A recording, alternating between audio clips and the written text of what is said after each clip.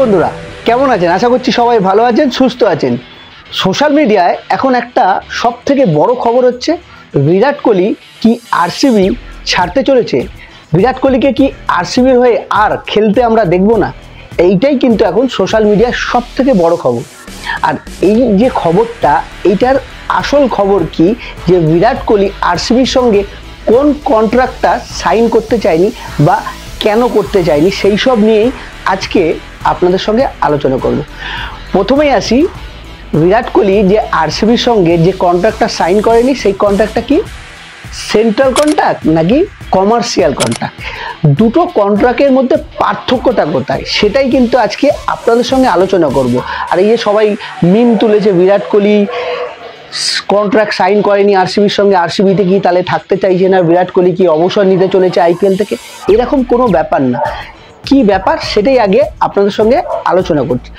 প্রথম কথা হচ্ছে সেন্ট্রাল কন্ট্রাক্ট মানে হচ্ছে টিমের সঙ্গে যে কন্ট্রাক্টটা হয়, যেটা হচ্ছে অ্যাকচুয়ালি প্লেয়ারের সঙ্গে কন্ট্রাক্ট থাকে, কত বছর খেলবে কি বৃত্তান্ত, ওইটা। আর কমার্শিয়াল কন্ট্রাক্ট যেটা বিরাট কোহলি সাইন করেনি, এই কন্ট্রাক্টটা কি সেটাই আপনাদেরকে এখন বোঝাই।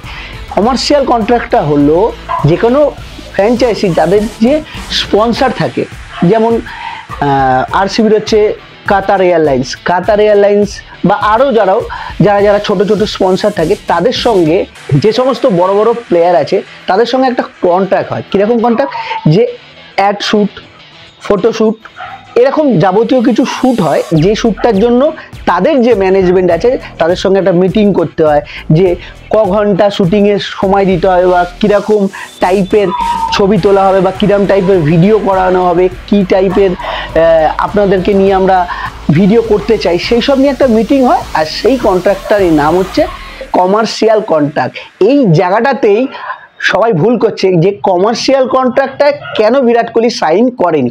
বিরাট কোহলি সাইন করেনি এই কারণেই, কারণ আপনারা জানেন আরসিবির স্পন্সরশিপ ম্যানেজমেন্ট সব চেঞ্জ হতে পারে, নতুন স্পন্সর আসতে পারে, নতুন ম্যানেজমেন্ট হতে পারে। সেক্ষেত্রে যদি এখনই কন্ট্রাক্ট সাইন করে, তাহলে সেক্ষেত্রে পরবর্তীকালে আবারও তো তাকে সেই কন্ট্রাক্ট চেঞ্জ করতে হবে। তাই সেই জায়গাটায় যাতে প্রবলেম না আসে, সেই জায়গাটায় এখন প্রবলেম ফেস করতে না হয়, তাই জন্য কিন্তু বিরাট কোহলি এই কমার্শিয়াল কন্ট্রাক্টটাতে সাইন করেনি। আর এইটা নিয়েই মিম উঠেছে যে বিরাট কোহলি আরসিবির সঙ্গে কন্ট্রাক্ট সাইন করেনি, তাহলে কি বিরাট কোহলি অন্য ফ্র্যাঞ্চাইজিতে যেতে চায়, নাকি বিরাট কোহলি আইপিএল থেকে অবসর নিতে চলেছে।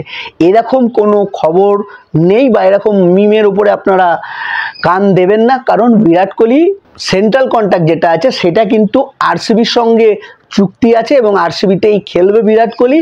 আরও বেশ কিছু বছর আমরা আরসিবিতে খেলতে দেখব। সেই সঙ্গে ইন্টারন্যাশনাল ক্রিকেটেও বিরাট কোহলি খেলবে খুব শীঘ্রই।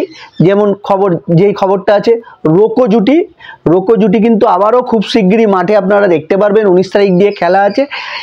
তার আগে আপনাদের যেই বিরাট কোহলিকে নিয়ে একটা ধারণা হয়েছিল যে বিরাট কোহলি আরসিবিতে আর খেলবে না, বা আরসিবির সঙ্গে কন্ট্রাক্ট সাইন করবে না, কোন কন্ট্রাক্টটা সাইন করবে না সেটা আপনাদের হয়তো আমি বোঝাতে পারলাম।